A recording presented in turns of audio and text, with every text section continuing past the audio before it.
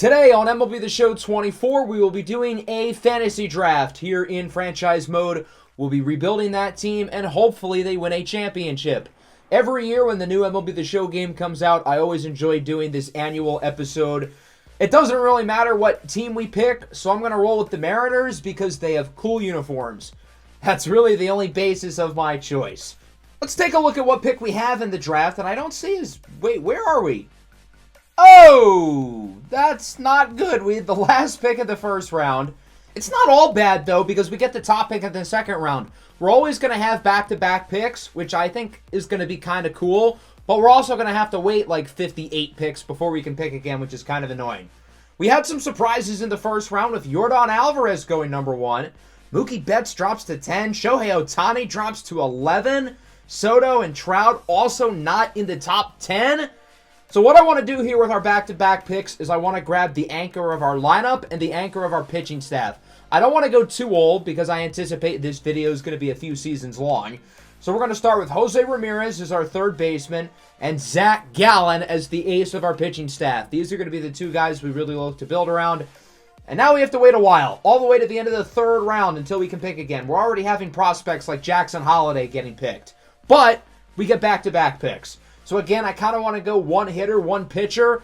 We're going to pick O'Neal Cruz, which is a little bit risky, but I think the upside there could be really good. And then the lefty Justin Steele in the fourth round will be our second pitcher behind Gallen. Now to the end of round number 5. I'm a little bit surprised Brian Reynolds has fallen here. He develops really well in this game, so I will be happy to pick him up.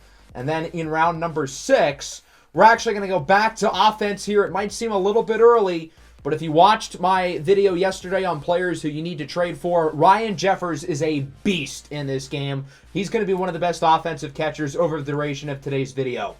Walker Buehler will be our pick here in round 7. He may be injured in real life, but we don't have injuries on here because this is more of a fun, lighthearted video. And then Vinny Pasquantino in round 8. Get some more offense there at first base. In the 9th round now, we are going to pick Cedric Mullins. I've been eyeing him up for a few rounds now, and I'm surprised he made it this far. And then in round 10, we're going to go with Shota Imanaga, the new international free agent signing from the Cubs. Another lefty pitcher from the Cubs, interestingly. We're finally going to add to the bullpen here with Jordan Romano. The reason why I'm waiting on the bullpen is because I know there's a lot of guys we can wait on. And then Ahmed Rosario here in round 12. This seems early, but the game still has him at 8 potential. I don't know why. He was DFA'd last summer, but I'll take it. MJ Melendez is another guy with high potential. We have good experience with him on this channel. In the Marlins franchise, he was a beast. And Griffin Jax, we also know him from the Marlins franchise. He's going to add to the bullpen. Into the 15th round now, we're going to round out the rotation with Christopher Sanchez, another lefty. And then J.P. Crawford, I'm surprised he's still on the board. He's a good player. I get that he's a little bit older and a little bit expensive, but he's a good baseball player, so why not? Into the 17th round, we're going to pick Kevin Kiermaier. Similar story. He's 33 years old. He doesn't have a great bat, but he'll be able to patrol center field for us in the short time being. And then Harold Ramirez, I think, is going to be the perfect bench bat, being that he's a great contact hitter, especially against left-handed pitching. Joe Barlow was the guy I was targeting here. I really want to get a lot of the relievers I like in this game. We're going to have to settle for Dylan Tate, another guy who I've always liked over the years in MLB The Show. And then Jason Foley. Got to get a Tiger in there at some point. Only a few picks to go. We're only going to do 26 picks for the 26 spots on the big league roster. We're going to pick Cal Quantrill to be our lawn reliever. And then Joe Jimenez will add to the bullpen. Again, we're mostly going relievers the rest of the way with a couple of depth offensive players. Garrett Hampson's a good enough contact hitter. He can play a bunch of positions, and he's really fast. And then in the 24th round, we are going to scroll a while. There was a 64 overall I wanted, but he was picked in the last round by the Orioles, Josh Winkowski.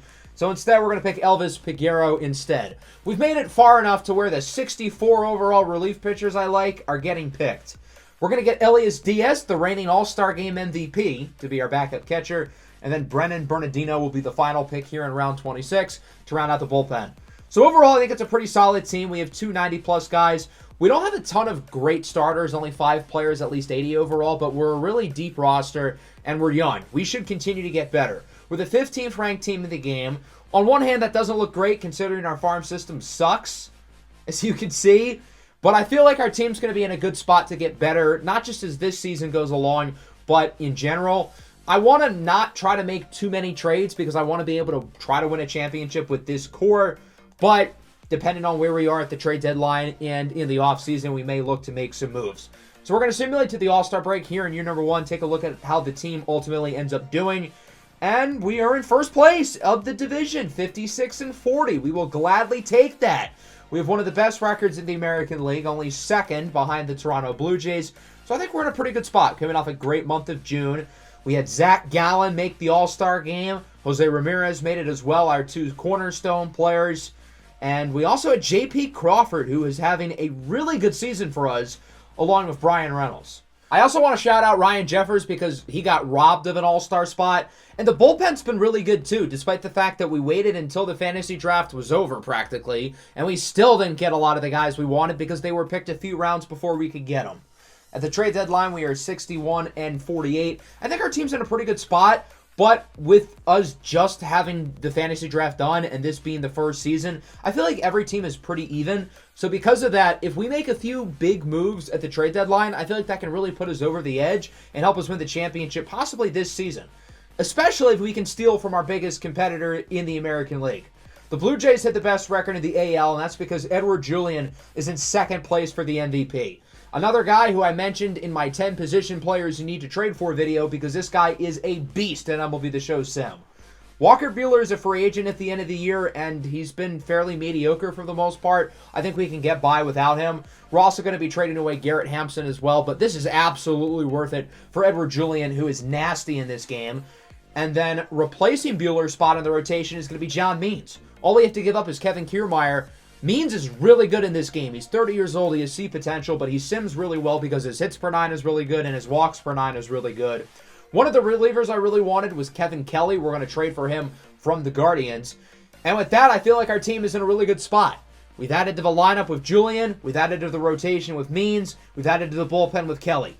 Hopefully this can be enough to propel our team to a great record and possibly the favorites to win the World Series here in the very first season of the rebuild. As we win 89 games, that's good enough for the number 1 seed, which again goes to show you how even the talent across the league is with us having just started the fantasy draft. 89 wins is good enough for the best record in the American League. As we take a look at the final stats, what a year from J.P. Crawford. Holy moly, OPS at around 900, WAR at like 6. Edward Julian slowed down with us, but he was still really good. And overall, the offense was really solid. I was a little disappointed by Vinny Pasquantino, but other than that, really good. Zach Gallen had a great year in the rotation. John Means was really good. Got to shout out Christopher Sanchez, though. Where did this come from? Sanchez was arguably our most consistent pitcher somehow, and then the bullpen was really solid. So we're going to play against the Rangers here in the first round. One of the teams who finished below us in the division, and we're already down 2-0, and we get swept. So we win the most games in the AL. We have a big trade deadline, all to win a whopping 0 playoff games.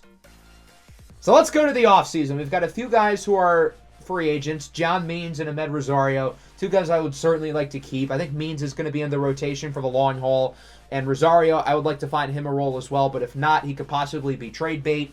So going into free agency, I don't want to sign everybody here. Again, I want to keep the core of this fantasy drafted team together, but we're still going to be aggressive, and we're still going to go after some big fish. Shane Bieber is going to be the main guy we go after to add to the rotation, along with Gary Sanchez to be our backup catcher and AJ Minter for the bullpen. Shane Bieber signs, so he will now join a nasty 1-2 punch with Zach Gallen. We now have the number 1 ranked team in the game going into the second season. The lineup doesn't really have many holes for the most part. Overall, a really solid group from head to toe. The rotation looks nasty. I hate taking Christopher Sanchez out of it after the year he had last year, but if somebody struggles, I think Imanaga in particular, if he has a disappointing season, then we may slide Sanchez back into the rotation. We're going to simulate to the All-Star break, but before that, I got a trade offer mid-season. The A's are offering us Kevin Alcantara, another Marlins franchise legend, for a pretty bad prospect, so we're going to take that.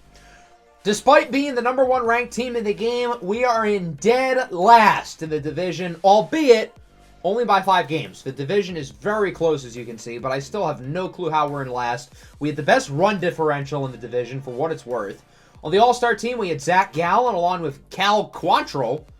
That seems kind of random, but Cal Quantrill is having a remarkably good season for us, mostly as a reliever. Interestingly, the team in first place in the division, the Oakland Athletics, are the 29th ranked team in the game. Their lone all-star was Harold Ramirez, who we literally drafted. He must have slipped through the cracks in the offseason, and the A's picked him up. He's their only all-star, yet they find themselves in first place. I'm not really sure how this team is in last offensively. We've been pretty good for the most part. Pitching-wise, I think we've been pretty solid as well. But I think our offense could use another guy. And we're going to trade for Riley Green from the Tigers. Develops really well in this game. Now, we're going to be giving up a lot here. I wasn't really sure who was going to take the last spot in the rotation between Imanaga and Sanchez. But we're going to be trading both of them because of how good Cal Quantrill has been. We're also going to trade away Vinny Pasquantino, who, again, I feel like has been a little disappointing. Although he has been better this year. It's a lot, but I think it's worth it for Riley Green. To replace Pasquantino at first base, we are going to upgrade from him, getting Nathaniel Lowe from the Pirates. I was targeting him in the fantasy draft. Unfortunately, we couldn't get him, but he's having a great season this year.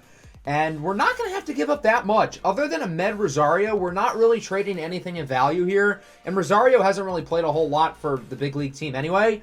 So I think that trade could end up being a steal for us. The offense now looks a lot better. Justin Steele is currently hurt, so we have Shadden Peavyhouse in the rotation. That is quite the name. But when Steele is healthy, the rotation is going to be really good. And the bullpen, I think, is in a pretty solid spot as well. So we shouldn't stay towards the bottom of the division for too much longer. And right at the trade deadline, we have moved all the way up into the first place spot. So I ended up being correct. But the last 2 months of the year, we weren't so good. With 2 games left to go, we are 1 game out of the final wild card spot. It's a 3-way race. All 3 teams ended up winning the second to last game. We would need a lot to happen here to get that playoff spot, and although we do win, Toronto wins too, and unfortunately we will not make the playoffs here in Season 2, despite having the best team in terms of rating in the game. Nathaniel Lowe proved to be a great acquisition. He had a phenomenal second half of the year, but unfortunately it was not enough for us to grab a playoff spot, and that means we're going to go back to the drawing board and get prepared for another offseason. Zach Gallen headlines the list of free agents. Obviously, we cannot let him go anywhere. Cedric Mullins, Jordan Romano, and Cal Quantrill are here as well. Quantrill obviously was really good last year. He's not a guy I want to let go of. And then Mullins and Romano are 2 pretty important pieces for us as well. So ideally, both of those guys are able to come back. Hopefully, we can add another somewhat big fish or 2 in free agency. But I still feel good about this team despite the disappointing season. I think if we're to add anything, it would probably be pitching. Pretty much everybody accepted right away, but we are going to look to add some new faces with Ryan Helsley, Dustin May, and Phil Maton. We would not get Helsley. He signs with the Mets, but we would get Dustin May, who's going to add to the starting rotation as if it could get any better than it already was. As long as May can stay healthy, then we'll be in a good spot. Instead of getting Helsley, I pivoted towards Devin Williams. We weren't able to get him either, so we trade for Brusdar Graterol from Atlanta, who honestly is probably better than both Helsley and Williams anyway, so I guess it kind of worked out. We are still the number 1 ranked team in the game. Our offensive lineup is ridiculous, and the pitching rotation is going to be really good as well. We're not an overly deep team. Our bench is pretty much MJ Melendez and Kevin Alcantara, just like the good old days in MLB the Show 23. If you know, you know. But we are 63-32 at the AllStar Break. That is a lot more like it. We've been waiting for this type of season, and we're finally getting it. We are only 4 games ahead of the Angels in the division, who have also been really good this year. But still, nonetheless, I feel really good about the start of our season. Shane Bieber and John Means are both All-Stars. I'm trying to tell you guys about John Means. He is nasty in this game. We had Ryan Jeffers make it as well, and ironically, Vinny Pasquantino made it with Detroit. Interestingly, Jeffers was the only position player who ended up making the All-Star team, which kind of leaves me to believe that maybe we could add another guy on offense. It looks like Riley Green's been hurt for most of the year, and when he has played, he hasn't been all that good, so hopefully he can pick it up. O'Neal Cruz has been absurdly good this year. I don't know how he didn't make the All-Star team. I get he has a lot of errors. It seems like the offense overall has been really good. Maybe we look to add another guy at the trade deadline. I think that could be in play. Maybe we look to add to the bullpen as well, and ultimately that's what we decided to do. I took a look at the trade block, and Clay Holmes with the Astros is the guy who intrigued me the most. He's been up and down this year, but he was really good last year. He's a 90 overall. He's really good. So I was able to cook up a nasty trade. we're going to be sending away 2 C potential pitching prospects for Clay Holmes and Termarr Johnson, who I think probably is going to be a trade chip for us, whether that's here at this trade deadline in 30 seconds or within the next year or two. If he plays well, then that's cool. I think we are going to keep him for now, at least for the rest of the year. But long-term, he probably is a trade asset. Here at the end of the regular season, we go 108-54. Obviously good enough to win the division pretty comfortably and easily the best record in all of baseball. Look at the numbers offensively. Lowe was incredible. O'Neal Cruz was great. Julian, Jeffers. Riley Green played a lot better during the second half of the year. And then the rotation was absolutely phenomenal. The bullpen was pretty good as well, as O'Neal Cruz won the MVP and Shane Bieber won the Cy Young, with Zach Gallen in second. O'Neal Cruz might have the lowest WAR of a shortstop to win the MVP ever. I get the defensive numbers are bad, but he did deserve it. He was incredible for us offensively. We're playing against the Red Sox here in the first round, and we end up losing in 4. We won 108 games just for that? Are you kidding me? So obviously this video's not done. We've still got more work to do. We've only won 1 playoff game, for Christ's sake, so far. We're going to try to reoffer pretty much everybody here. Ryan Jeffers was kind of the tough decision for me because although he's really good, he wanted $100 million. I think it's worth it, though. I don't think he's a player we can let go with how good he has been for us as one of the best hitting catchers in the game. Nathaniel Lowe and Brusdar Graterol would accept right away. Hopefully everybody here will re-sign with us as well. And we're going to look to add to the bullpen. We offered AJ Minter, and we're going to look to sign Brian Abreu as well. Abreu ended up signing with us pretty early. Unfortunately, we don't bring back Clay Holmes. He signs with the Yankees. That trade still ended up being a win, though, because we traded 2 C potential pitchers for Termarr Johnson. That's still a giant win. We were able to bring back everybody else. We added AJ Minter. We signed Ryan Jeffers. We are in the negative money-wise, so we need to trade for a cheap player who can hopefully take us over the hump, and that's going to be Nathaniel Lowe's brother, Josh Lowe. We're going to be giving up Termarr Johnson, Cedric Mullins, and a pretty good pitching prospect, but I think it's worth it. There weren't many choices for us who were cheap and really good. There were a couple guys I looked at. Jordan Walker was pretty tempting.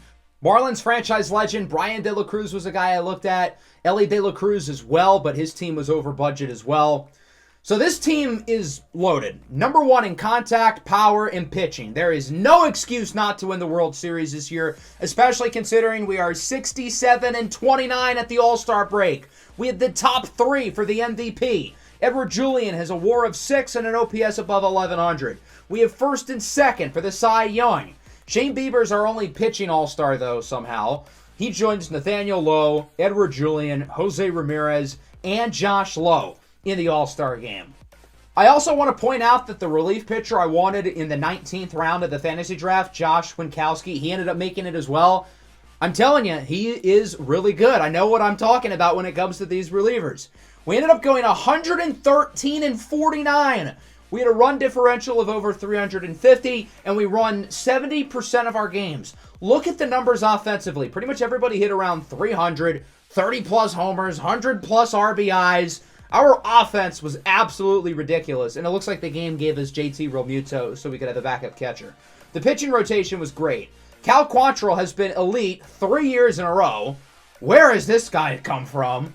The bullpen was pretty solid as well. We ended up with Shane Bieber winning the Cy Young and the MVP. Wow. I'm a little surprised it didn't go to Edward Julian, but Shane Bieber did win 25 games. I get that win-loss record shouldn't matter for pitching stats, but I think this game does take that into account, whether it's fair or unfair. So as good as our team is, we've got to get over the hump in the playoffs and not have our MVP pitcher lose 11-2. Luckily, we would win Game 2 and Game 3. That's a lot more like it. 14 runs, a 7 spot in the second inning, and we beat Toronto in 4. All right, thank God. We actually win a playoff series. We're tied here at 1 with Boston. We win Game 3 and 4. We lose Game 5, but we take Game 6. We're going to the World Series, and we're facing off against the Mets, who won 101 games themselves, the number 1 seed in the National League, led by Ronald Acuna. I tried to trade for him at one point. It was way too hard, which is understandable. It's Ronald Acuna. This team is really strong. They're not as good as us, but they're still really good. I don't want to overlook them, but I think on paper we're better as we lose the first game. And then the second game we lose 14-11. Where is our pitching gone? Our offense scored 11 runs for us and we lost. Game 3, 12-10.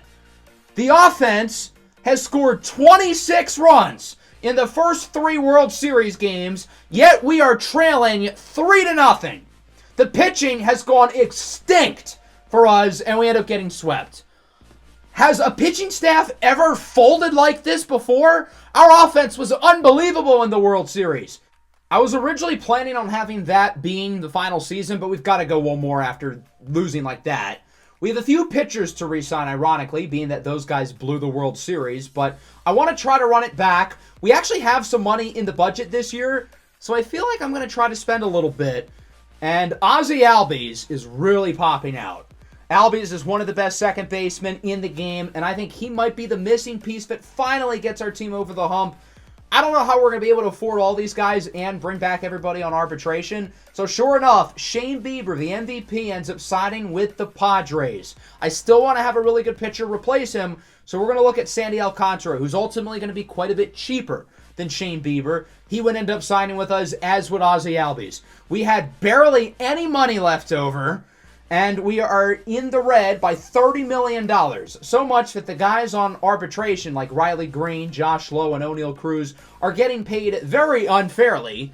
But we are going all in. This is the final season of the episode. We are not going to be able to re-sign our core after this year. So it's now or never. The MVP, Shane Bieber, is gone, but we add Sandy Alcantara to replace him. We add Ozzie Albies.